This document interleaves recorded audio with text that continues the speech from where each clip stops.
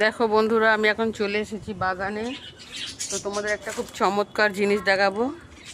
এই দেখো অ্যাডিনিয়াম গাছটা, এই যে দানাটা আমি অনেক দিন লক্ষ্য করে রেখেছিলাম। তো এই গাছটা খুব সুন্দর ফুল দেয়।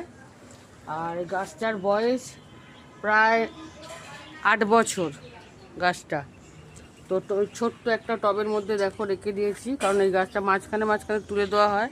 গোড়াটাকে ছেটে একদম পরিষ্কার করে আবার নতুন মাটি দিয়ে নতুন টবের মধ্যে আবার লাগানো হয়। এভাবেই কিন্তু গাছটা বেঁচে আছে। মানে ভাবলেও খুব অবাক লাগে, দেখলেও অবাক লাগবে আপনাদের, বিশ্বাস হয়তো হবে না।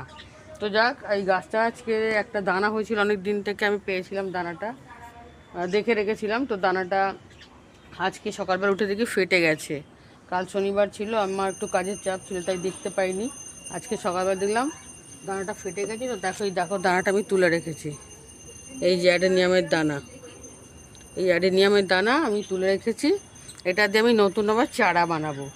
মানে আমার একটু গাছের শখ আছে, তো আরও অন্যান্য গাছও আছে।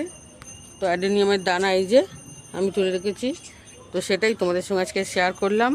কেমন লাগলো অ্যাডেনিয়ামের দানা একটু বলবে।